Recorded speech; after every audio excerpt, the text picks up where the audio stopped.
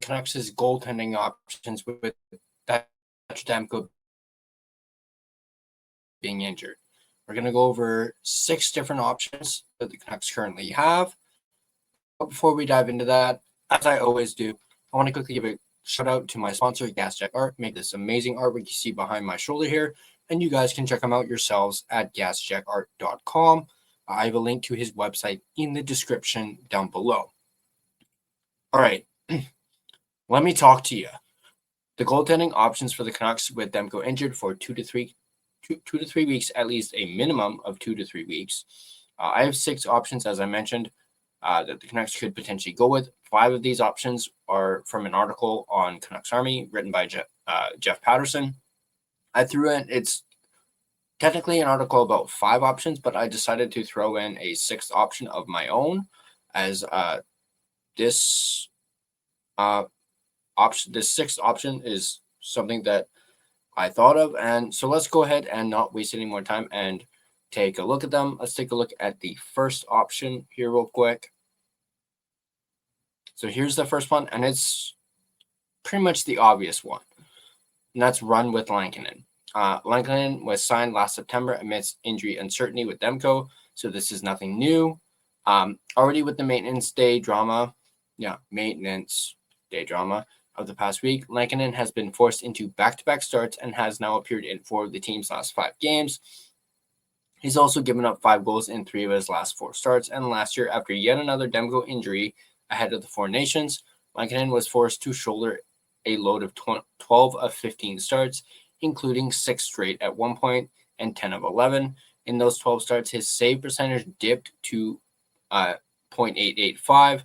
In the 10-game run, when he played more minutes than any other NHL goalie, the save percentage fell even further to .873. So the idea of playing Lankinen in the dust right now not only seems unwise, but also significantly risks injury at a time when the team can simply not afford it. Every player has their limits, and the Canucks seemingly pushed Lankinen to his last March. The organization needs this player, but it also has to learn from the error of its ways as recently as last spring. And that's the one caveat with, running with Lankinen. If you overplay him, we saw the consequences of that. We saw what happened last year. Rick Tocchet made that mistake, and his save percentage dipped, and it fell even further the more he played. And maybe it'll be different this year if they do it, because Lankinen will be better prepared. Because last year, that was the first time he had played that many games. He usually not Demko. Lankinen was used to being a backup. He was kind of taking on the starter role. It was something new to him. So perhaps it'll be a reverse of fortunes. But we've already seen at the start of this season, didn't really come out hot out of the gate like he did last year. But obviously that is one option for the Canucks. And probably the most likely answer that the Canucks go with is running with Lankinen and having him shoulder the load while Demko is out. Let's take a look at option number 2, and that is turn to Patera. And this is one of the more likely options that the Canucks are going to go with, especially if they want to prevent or not make the same mistake they made last year and overwork Lankinen. They're obviously going to have to turn to Patera, who is currently right now backing up Kevin Lankinen. He is on the big club. Jiri Patera is on the roster and served as the backup to Lankinen in both games over the weekend.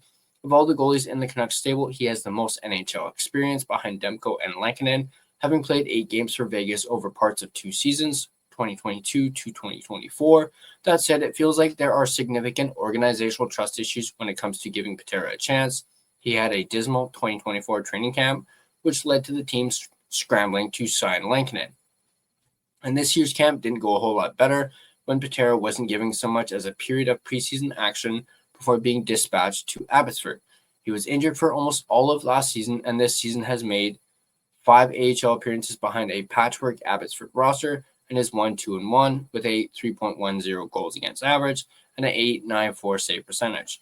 Patera was signed to be organizational depth, but between injuries and a glut of goalies on the farm, really hasn't had much of an opportunity in the Canucks system, but perhaps it's Patera time for at least a couple starts while Demko recovers from his latest injury.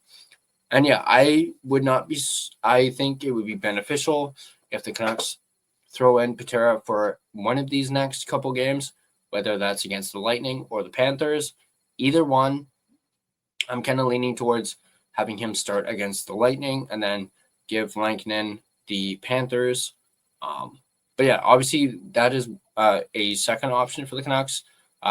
It's, I think, a foregone conclusion that we're going to see Patera at least for one of these upcoming games. Perhaps you go with, Patera for, Sunday against the Lightning, and then Lankinen gets the next two, it being, the Panthers and then the Stars on Thursday. But this is definitely one of the options for them and is a likely option, and we're likely going to see it. Let's take a look at option number 3. Option number 3 is wait for Tolopilo. In a perfect world, this would simply be Tolo time. Unfortunately, the big Belarusian was injured in Abbotsford's third game of the season on October 24th and has been out of commission for the past 2 weeks. I do believe that Tolopilo is either back with Abbotsford or he's getting very close to returning to Abbotsford. At the time of this article, that was not known. I believe it was only recently that Tolo was, I don't know if he was activated or not, but Tolo is close to coming back. So Tolopilo could very well be an option for the Canucks if they decided to go down that route. I do think it would be more beneficial if they sent Tolopilo back to Abbotsford, because Abbotsford could really use him right now. And, I think Abbotsford is a lot more dire for a guy like Tolo, even though Tolo is the number 3 in the system for goalies. Word from the farm is that Tolopilo is close to returning, as I just mentioned. And in theory, game action shouldn't be too far behind. But is it asking too much of Lankinen to hold down the fort and start every game until Tolopilo is an option? And what sort of position would that put Tolopilo in if he is asked to step into the NHL and face the best shooters in the world with limited, if any, practice time in the condensed schedule as he works his way back from a significant injury? That hardly seems like a plan. Ideally, Tolopilo would get a couple of AHL starts to rediscover his form before being recalled to the big league team. So JPAT kind of reiterates that right there. But yeah, I think it would be more beneficial if Tolopilo went to Abby and help them out, get his feet wet, having, missed the last 2 weeks. But he is obviously a third option for the Canucks. Let's take a look at the fourth option. Roll the dice with Ty Young. Ty Young is one of the other goalies in Abbotsford under contract to the Canucks. Ty Young is also 0-5 with a 5.08 and an 8.38 save percentage in his 5 AHL games this season. That's not all on him, since he probably doesn't even know half the names of the defenders in front of him with the roster churn that has gone on there. Still, he was lifted after surrendering 5 goals on 21 shots through 2 periods of a 7-0 home ice loss to San Jose on Tuesday night. At 21, Young is probably too young to be thrown into a situation that could quickly become a replay of Mikey DiPietro's NHL debut when he was shelled for 7 goals on just 24 shots. Young doesn't need that, and the organization doesn't either. So Ty Young doesn't really seem like a viable option, even for spot duty to fill a gap at the NHL level. And yeah, I completely agree. I don't think Ty Young is an option, and I don't think you roll the dice, especially with how this season has gone. So definitely don't think this is an option at all, but it still can't hurt to think about it. Our fifth option is making a trade. It's conceivable the Canucks could explore the trade market for veteran depth insurance, but really, why part with even minimal assets unless the team knows there is a possibility Demko will be out longer than expected? Even still, at that point, Tolopilo should be ready to shoulder some of the load. So looking around for another netminder at this stage seems like it should be a non-starter. Canucks are likely going to have to turn to Patera for a spot starter too and live with the consequences. Canucks have a busy weekend, but then can catch a breather with just 2 home games between November 18th and November 25th. By then, they should have a better sense of where Demko is in his recovery and can plan accordingly before heading back out on the road for 4 games, including another 3 and 4 in California, plus a visit to Denver that will take them into the first week of December. So that is the 5th option. That's making a trade. This is probably very unlikely, as when what we talked about with the Jim Rutherford, he's not willing to, really give up any assets. I mean, even if they were minimal. I'm not really even sure if there's really a whole lot of goalies on the market that the Canucks could get. I think I saw something about Spencer Martin got put on waivers or something like that, or he's since cleared waivers or something like that. But we've already been down that road, and we don't need to go down that road again. Now, for the 6th option, I have Aku Koskinen. He could be a potential option, but I guess you can kind of put him in the same boat as Ty Young. Perhaps it's too early for Koskinen. He did make his first AHL start just recently, and he actually picked up his first AHL win that actually snapped the Abbotsford Canucks' 11-game losing streak. So perhaps you just keep Koskinen in the AHL, let him marinate down there and keep going. I think he's far too young to just throw him into the NHL, similar to Ty Young. And obviously, Alexei Medvedev is not an option. Sorry, guys. He's not an option at all, but we'll likely maybe see some of Medvedev maybe next season in Abbey, maybe not. But I do think Medvedev is still likely 2 to 3 years away. So he's not even, you can't even consider him as an option. But those are these 6 goaltending options for the Vancouver Canucks that they could turn to with Demko being injured. Let me know in the comment section down below. What do you guys think of these options? Do you run with Lankinen? Do you turn to Patera, which is the more likely outcome?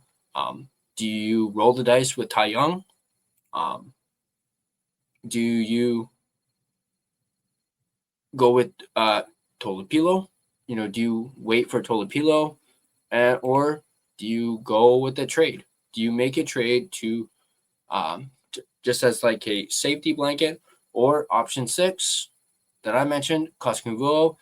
Let me know in the comment section down below what you guys think of it. Give me your thoughts. I'll reply to the comments. But I think it's obvious the Canucks are going to go with the first 2 options, which were run with Lankinen or turn to Patera. Obviously, as I keep mentioning, very likely they turn to Patera for a spot start in the next, at least starting one of the next 3 games, just to give Lankinen a little bit of rest. I think it would be beneficial, and hopefully they don't run Kevin Lankinen into the ground like they did last season, and hopefully also Demko's not out too long. It's just the 2 to 3 weeks. It's a minor injury. At least that's what they're claiming it to be, a minor injury. But it's hard to call any injury that Demko suffers a minor injury, considering how many injuries he's had in the last 3 years, which is 5. We talked about that in our Thatcher Demko video. If you guys haven't seen that, go ahead and check that out. It's actually a pretty interesting video. We talk about how many injuries Demko has had in the last 3 years and whether or not the Canucks may regret extending Demko to that 3-year extension for that amount of money, with how much high risk he has with not being healthy.